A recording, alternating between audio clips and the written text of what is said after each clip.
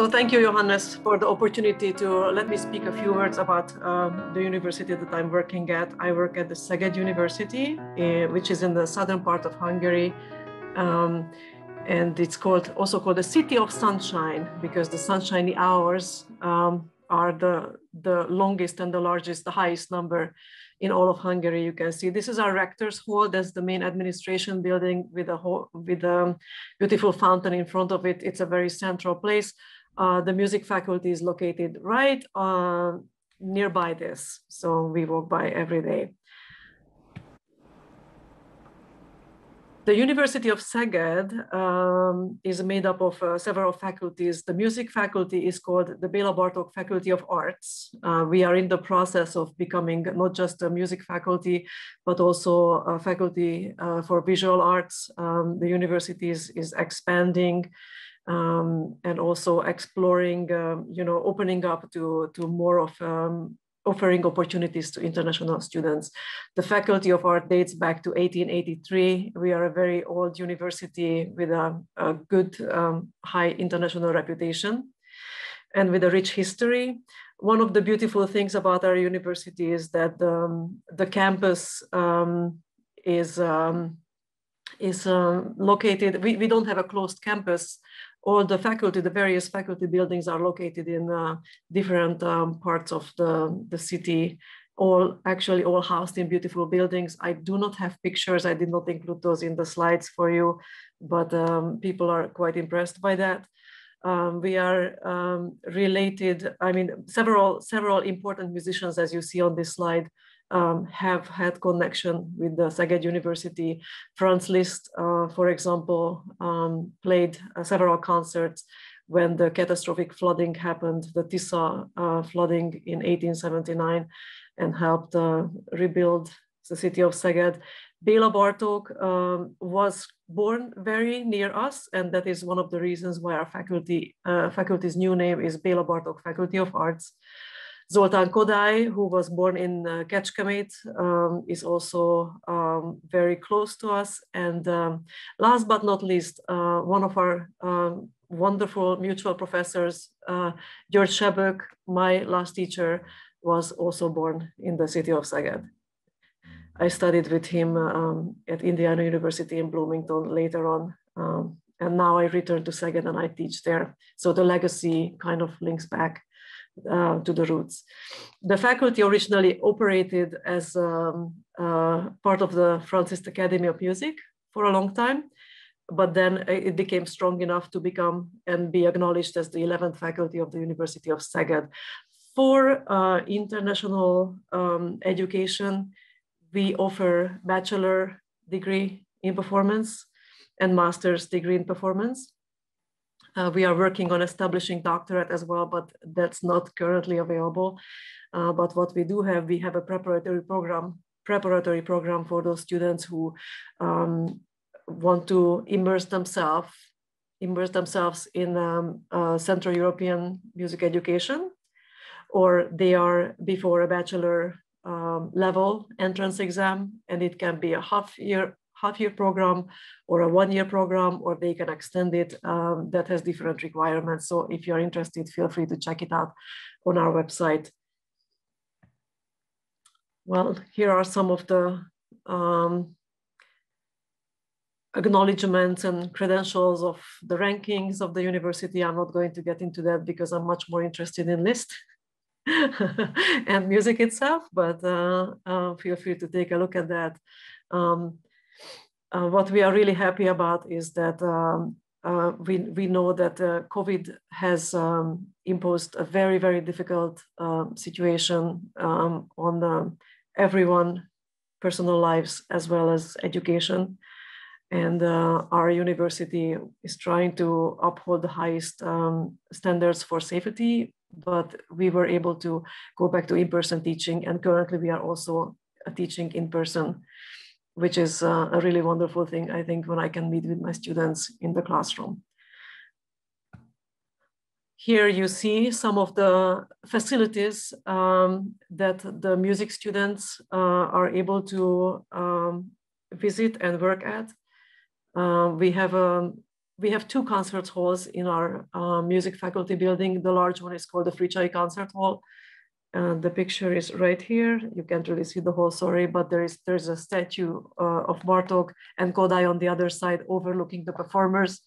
So when my good friend from the US who we performed with last week comes there, she always feels so humbled that and she bows to the great masters when coming on stage initially. We have a little bit outgrown our building.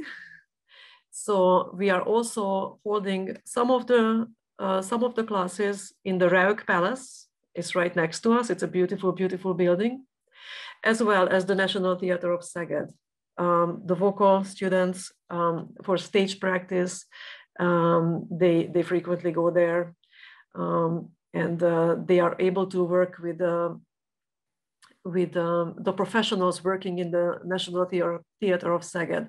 Many of the instrumental teachers are members of the orchestra.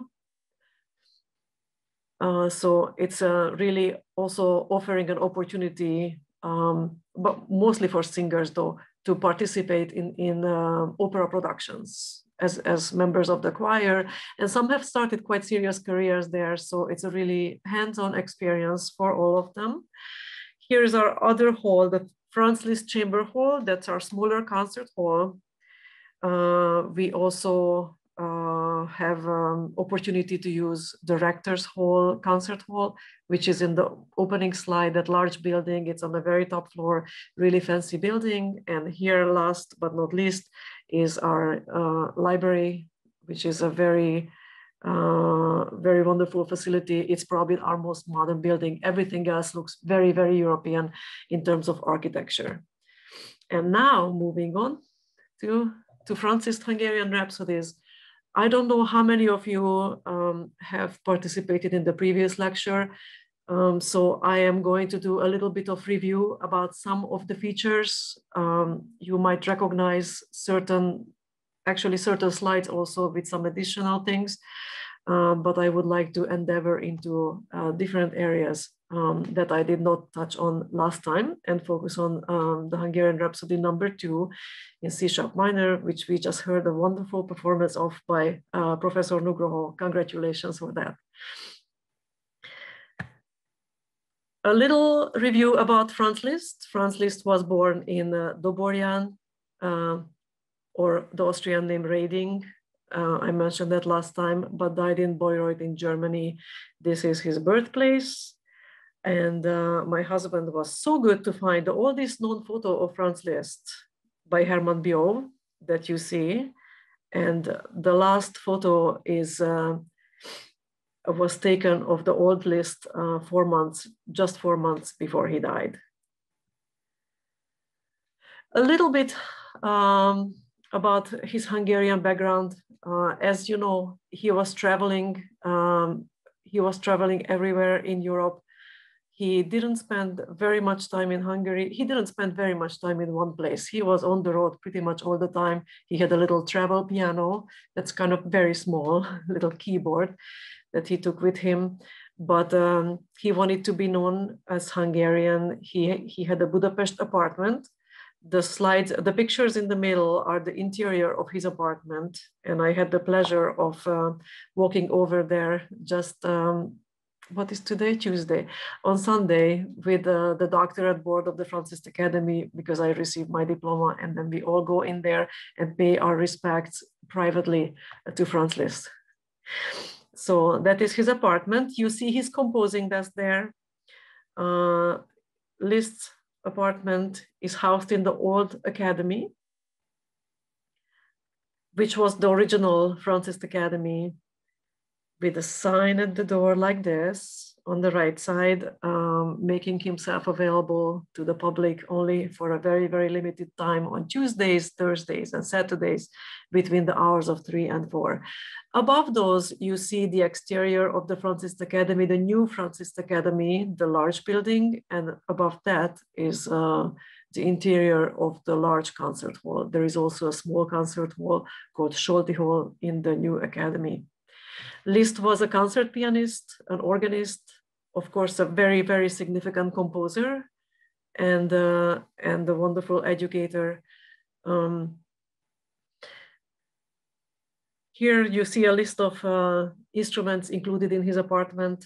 He had several instruments and everybody kept sending him more and more because that also helped the instrument makers. There were several instrument makers, piano makers at the time.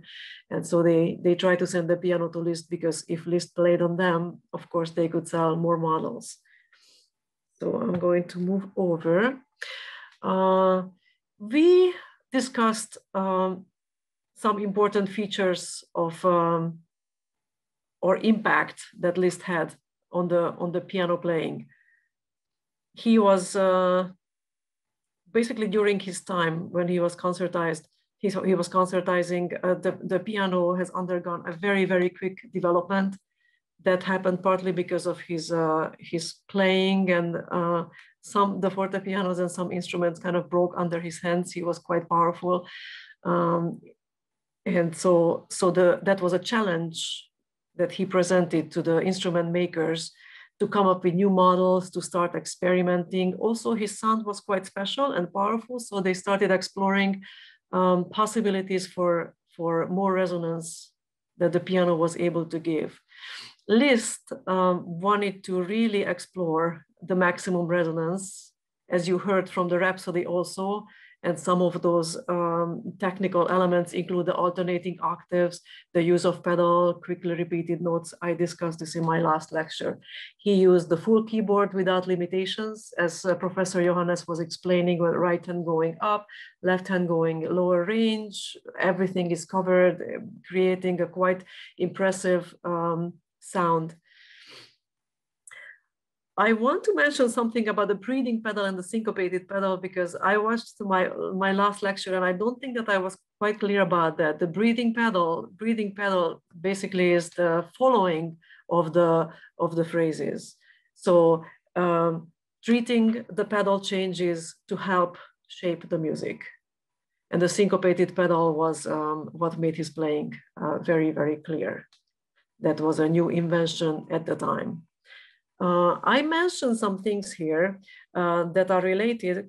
Contrary motion chromatics. These are all related to the Rhapsody we are discussing right now, which also give an opportunity for much more sound and expression of the brilliance. Sfogato, the word sfogato appears in the music, and basically that means let loose. Let loose means throw in the reins and let the horses run both in sound and tempo.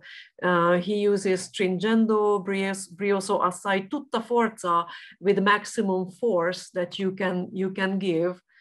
Prestissimo, high speed, and such indications appear in the music, really giving very, very close guidance to the performer which path you can go. And then, of course, our technical abilities and limitations set, the boundaries to any of that. But Liszt was quite good about giving and trusting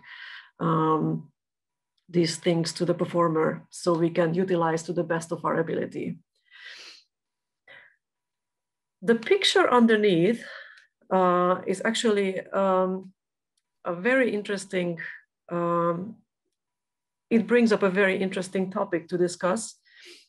As you see, at this time also, and the previous time periods, the audience sat around the piano, or in the salon concerts, they would also gather around. There are many paintings where people are putting their elbows on the piano and they just all gather around the performer, the musician. And it is Liszt who established the piano recital in the format that we know as a piano recital, where the instrument is positioned on the stage and basically the audience sits on our right side. He was the one who started doing that. Actually, this picture doesn't show that, but when we placed it here, I just thought that that would be something interesting to mention. So that changed later on. Little review about Rhapsody. It's a distinctive genre of the 19th century music, using folk and folk type melodies without a strict strict, following a strict form, very improvisational, very Fantasia-like.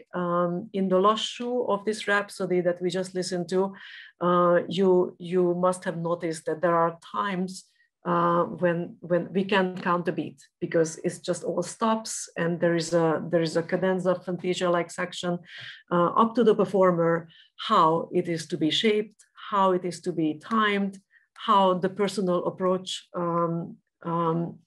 creates the timing of the music there.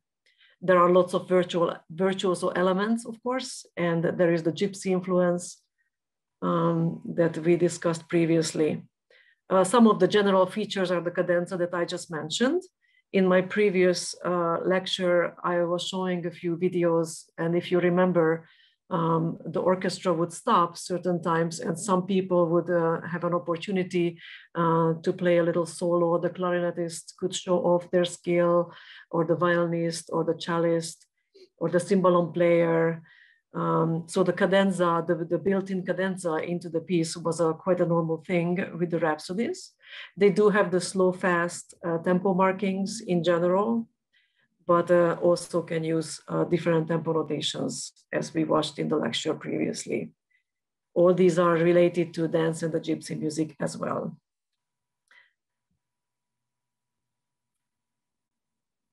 I'm not really sure why I cannot see the top of my screen. Oops, so sorry. I'm going to step back one because I just jumped over. So this is, I can't see my own header, I apologize. But this slide is one that discusses the birth, or the birth of the rhapsodies that Liszt was composing in much detail. Probably holds the most information and can be a little bit confusing, but basically there are 19 rhapsodies that we know of today, or not know of, but that we are counting as the final rhapsodies. Liszt had, he composed them at different times. He composed several between 1839 and 1847. He called them Magyar Dallok and Magyar Rhapsodiák. Some of the melodies were taken from several of these. Then later on, he composed another 15. And then he composed Ungarische Nationalmelodien separately as well. Then he took a little break from writing rhapsodies, and then later on in his life, he composed another 4 that we discussed in previous lecture. They were completely in a different style, and he composed his own melodies for that. But it's just, I thought it would be kind of interesting to a little bit review, and mentioning again that there are arrangements of the rhapsodies because they were so popular. 6 of them were arranged for orchestra by Franz Doppler, which were reworked by Liszt. This is an important fact to know, and sometimes they appear with a dash, the Doppler dash Liszt. So those we kind of count together. Liszt made arrangements for piano 4 hands. Then there are 2 piano arrangements and all sorts of other arrangements. There is a piano concerto also. This is just a little bit of review from the past. Now, the map you see here, I should talk about that a little bit. The map you see here is the old map of Hungary. Now, this is not the current map of Hungary, and many people don't know that, and I don't want to get into political things, but I should mention to you why it might get so confusing when people, Hungarian people especially, we are so specific about, oh, that's something from Transylvania, or that's something from a certain area, because Hungary is the only country, I think, that is surrounded by its own borders today. We were always on the wrong side of the war.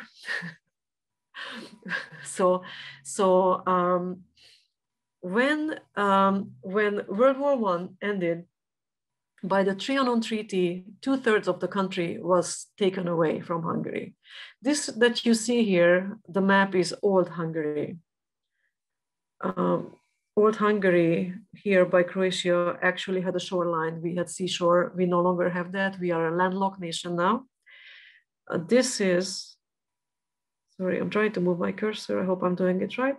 This is what we call Transylvania. Transylvania now is called Romania, but many of the cities and towns there, they also have the Hungarian name, and there are people who speak only Hungarian. There is also an area. So when we are talking about why Romanian dances are so important to us, or what is Romanian, what is Transylvanian, please remember that a large part of that is Hungary. Also, though, coexisting with the Romanian culture, there's a little overlap. So it is very difficult to really separate and define where does one end and where does the other one begin. So Hungary, what else did I want to tell you? I did mention that the 2/3 of the country, so basically 28% is what remained for us as current Hungary at the time. Gypsies started coming to Hungary during the 15th century, and they are here to stay. They blend in, they go to various countries also, and wherever they are, wonderful musicians, they always connect to the local life and the culture with their music, incorporating folk elements as well as bringing their own. So again, there is a little bit of mix, but their participation in the music life is undeniable, and they are incredible musicians. So that's why in the Hungarian Rhapsodies, we always notice the gypsy elements. The other main reason why we always notice gypsy elements is because Liszt was traveling, and I mentioned in the previous lecture also Brahms, same way. The music that they heard were probably in those places where they traveled to, in the inns where they stayed overnight, where there was a gypsy band. And so what they thought of Hungarian music is oftentimes already something that went through the gypsies. It's not the Hungarian original folk song that existed in the villages. I would like to talk about dedications of the Liszt Rhapsodies. Almost all of the Liszt Rhapsodies have a dedication. Dedication is when under the title, or above the title, sorry, it says written for so-and-so, written for this person, written for that person. And almost all of his rhapsodies have a dedication. And this is going to be important for the quiz to remember now, that Rhapsody number 15, 18, and 19 don't have a dedication, but they have a subtitle.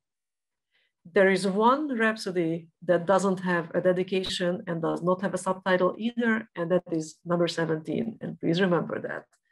Now, Rhapsody number 2 is dedicated to Count László Teleki, and I wrote there the exact dedication, how Liszt put it in the music. László Teleki, or Ladislav Teleki, Ladislas Teleki, there are variants to his name. He was living between 1811 and 1861, was a very significant figure in Hungary, a nobleman, a statesman, and also a writer. He was very important for Liszt because Liszt also dedicated another piece to him that is from a collection of short pieces called Hungarian Historic Portraits, or in German, Historische Ungarische Bildnisse. These are a set of short pieces commemorating historic Hungarian people. Looks like that. And this the piece that he dedicated to Teleki László is number 4. The melodic line of that has a very interesting origin because he also used it in a different piece. This is an ostinato melodic line. Ostinato melodic line means when something is recurring and is moving throughout the piece. It appears also in another piece that he composed in 1885. And I would like to make just, hopefully I'm not going very much off track with this. I would like to mention another Hungarian composer's name in related to this, where the melody originates. His name is Mihály Mosonyi. This melodic line that Liszt uses twice in his pieces originally comes from Mosonyi, written for another important Hungarian statesman who interestingly died just 1 year apart from Teleki. It's a very sad story. I don't really want to elaborate about that. There were lots of political problems at the time. They both committed suicide, one after the other in the following years. But just the musical connection, how somebody like Liszt, who wants to be known as Hungarian, is so closely attached to the statesman and wants the best for the country, uses melody that is related. So musicians and politicians and life is all interconnected. And Mosonyi also used that same thing. So Széchenyi died a year before Count Teleki. And that's another connection. I would like to show you, and I hope that is somewhat visible, just the score. If you look at this score and you don't know who wrote it, you see some cadenza-like passages. It could be Liszt. If you look at the rhythm of the beginning passage or the first and the second line of the piece, also could be Liszt. But it's not Liszt Rhapsody.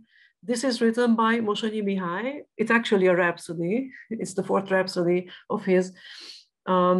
Really, this is showing the Hungarian style. It is showing the verbunkos rhythm, the verbunkos style, the cadenza-like, the gypsy type of music, all sort of showing how it all infused the music type, the thinking, the writing of these types of pieces. One more connection between Liszt and Mosonyi, besides using the same melody for Count Teleki and Széchenyi, is that they lived, the same time. That Liszt actually did ask Mosonyi at the beginning of the 1850s to compose 2 movements to one of his pieces, one of his religious pieces to the Missa Solemnis, which is the Esztergom Mass.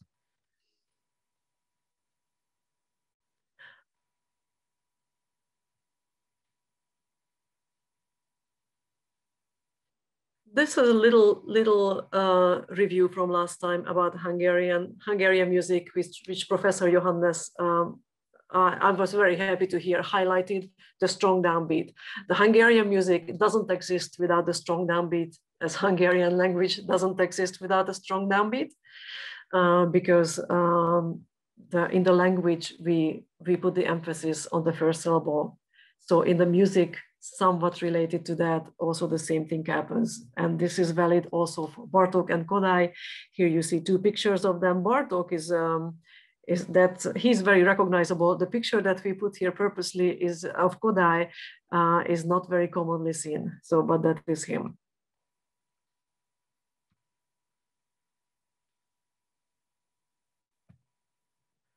Now, about Rhapsody number 2.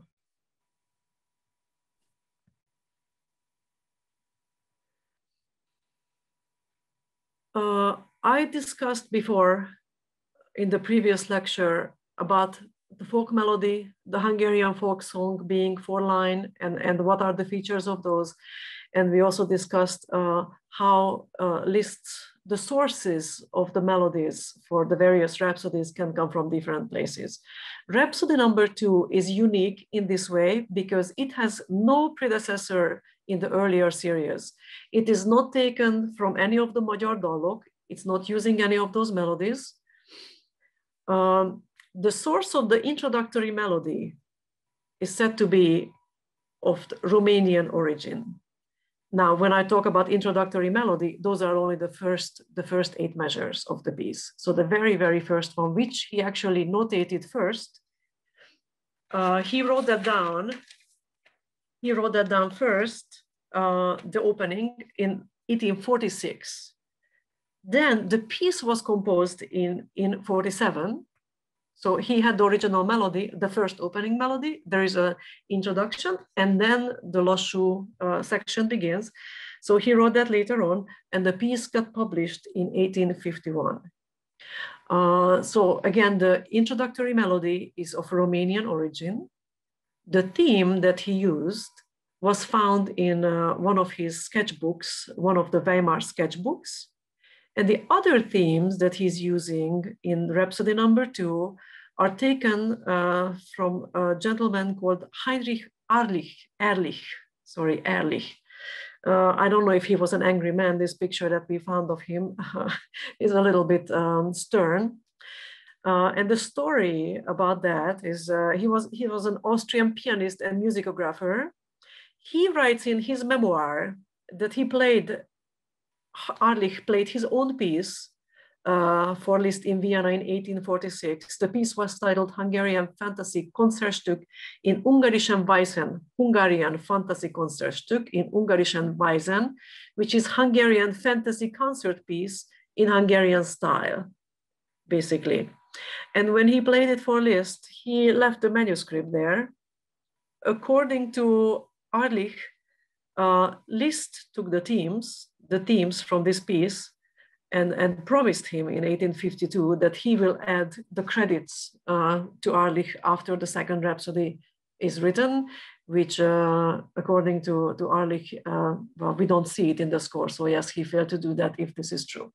But that is the story of the melody sources. So again, the Romanian origin for the opening one, Weimar sketchbook for the theme, and the other themes are from Heinrich Ehrlich's piece. When Professor Johannes talked about the freedom that the pianist can take when we interpret the music. And so, as we discussed before, Liszt being a wonderful, wonderful pianist, he really knew how to compose for the piano, and he also was kind enough to give us the freedom and the responsibility that comes with freedom to do what we can do with his music. So he gives instructions, but he also expects us to use our imagination, to consider our thoughts, to find the personal way for the expression. He has written cadenza opportunities in the piece, which I want to talk about now. As we've seen in the orchestra little excerpts, the Gypsy Orchestra excerpts from last time, they play together, then the music would stop, time for the cadenza. Cadenzas were sometimes written, sometimes not written. They are really the opportunity for the person to show their abilities, usually technical abilities. So Liszt offers the same thing to the pianist, and in Rhapsody No.2, he's written, there is a section called quasi-cadenza. When he says quasi-cadenza, that means you can be free about the time, but you need to do some shaping, put in the personality. But if we look a little deeper, we can find something more. And I would like to mention a little bit about additions, which additions we use. I'm sure that the pianists talk about this all the time, because, well, the truth is that for music publishers to be able to publish something new, they have to change things. So they cannot publish, even though they know a very good source, they cannot publish legally the same thing, because that's already not their right. Which after so many decades of this happening puts the pianists into a difficult situation, because we have to find the most original source if we really want to know, and I hope you do, what the composer wanted to leave us as his or her personal message to follow. So I would like to, it's not advertising, but I would just like to show you the Liszt edition. This is the Hungarian Liszt edition that I consulted I always consult this, actually. This is what I used, and let me whisper into your ears that I recently discovered that all of this is available on IMSLP, which really surprised me. But the original EMB new Liszt edition is available there with all of its markings and suggestions, and the most authentic score that we like to use in print. Of course, then if someone really cares about going deep into the research, you can look for manuscripts and additional first print, all those things. They are very, very important. Now, going back to the cadenzas, the very interesting thing that this Liszt edition includes are the cadenzas that Liszt wrote himself. See, as the big fermatas offer the opportunity for cadenza. The pianists can write their own in Mozart's time, in classical time. We pianists and the instrumentalists, violinists also were expected to come up with their own cadenzas. And so several pianists, Rachmaninoff, Marc-André Hamelin, I list a few people here, Geoffrey Tozer, who actually used Australian folk songs in his cadenza, which is quite interesting. I don't think Liszt thought about that. Or Horowitz completely arranged his own version of the piece. They wrote their own cadenzas. So how we feel about that when you listen to it, there are YouTube recordings. I think it's up to the performer to consider how much freedom we should take or how much freedom we should not take. So that is, I just wanted to mention that. But now Liszt himself composed cadenzas for this, this Rhapsody. Notably, there are two, and they are noted in the music very well. Liszt wrote these cadenzas for two of his students. One of them was Lina Schmalhausen, and the other person he wrote the cadenza for was Tony Raab. In the score, you see in a little circle are there SCH for Schmalhausen, that's the part Liszt composed for Lina, and then R for Tony Raab. Professor Johannes was playing one of Tony Raab cadenzas later on, very wonderfully, I have to say. So there are those cadenzas that Liszt also suggested. You can consult accurately. They are notated in the EMB, the Edition Musica Budapest Hungarian New Liszt edition. Now, about the popularity of the piece, of course, we can't help it that even people who don't know much classical music, they will recognize and they can sing along Rhapsody No. 2 because it was very, very popular. It already became very popular during Liszt's time, actually, because of all the brilliant features that it has. It's somehow people really liked it. Many of Liszt's students played it. Liszt kind of, after a little while, I think, didn't like it. So I guess you hear too much, you get a little bit tired of it. But it's everywhere. Many famous pianists play it. And of course, as you can see, non-musicians would recognize it from the Tom and Jerry and Bugs Bunny and such. So its place in our life is undeniable, and the popularity. Some Hungarian features to review. The lassú and friss. Lassú is slow, friss is fresh, basically, but it's for the fast section. The lassú is the dramatic, usually dramatic, serious, with lots of freedom. I want to make one comment related to Professor Nugroho's lecture. It's like, why is the first part in 2/4 time? I don't know the answer to that, but I do remember when for example, when the 100-member Gypsy Orchestra plays that the Primas, the first violin, even plays it so slow that he plays first note and then he points to the orchestra to play second, which is the second beat, but it almost seems like two separate downbeats. So the concept of what we want to make out of that, I think, is the dramatic, the serious, the heaviness, it's really up to the performer, but the performer needs to want to express something, just like you said. The fast part usually is more simple, and like Professor Johannes pointed out, it's basically just an alternating 1 and 5 and 1 and 5 juggling. So it could be so boring, but Liszt put so many variants to it that it's really not. It always gives some new task. Very energetic, with a lot of acrobatic opportunities to showcase the pianist's brilliance. The gypsy influence can be felt, and also the verbunkos influence. the verbunkos, including something called bokazo. I'd like to point this out because I asked my husband also to help me a little bit prepare because I was so busy. And so some text, they write bokazo with an A. Here I wrote bokazo.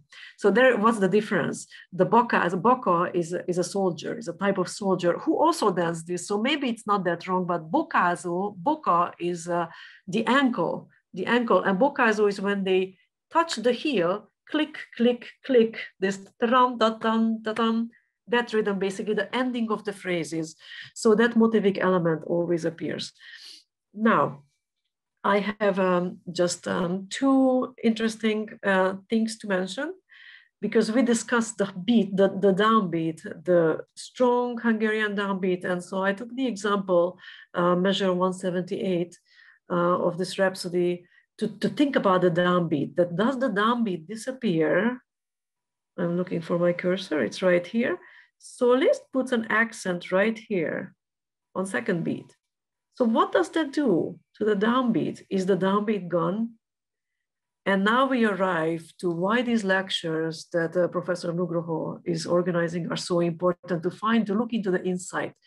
That if I look at the music but I don't know anything about Hungarian style, I might think, oh, first beat no longer important because he puts accent on second one. So I read what it says.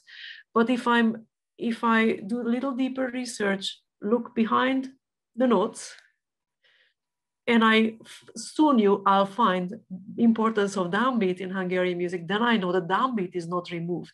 The downbeat is there because I know the style, that it is important, and plus I have the accent. So one does not cancel out the other, but that requires the knowledge of the style. And that's why it's so wonderful that you are all exploring all this behind the note information. So the downbeat doesn't disappear here. Then the other very interesting thing I'd like to point out is, again, we have another accent. This is from a little different part. Strange accent again. Oops, my cursor disappeared. Strange accent again on a second beat. But if I study the passage, I soon realized that this is basic. Why is it there? Why is it there in the music also? That it becomes syncopation. It's very interesting. If I study the phrase, the place of the accent creates the syncopation. Again, not replacing the downbeat, but again, working with the downbeat, giving a better sense of the syncopation. And basically, that's what I wanted to share today. And I encourage all of us, including myself, to not stop at the minimum, but to always seek for more information, do research about the pieces, to understand the style, to understand the background, to better understand the score, so we can interpret our own thoughts, of course, in a knowledgeable way, a better performance. Thank you very much.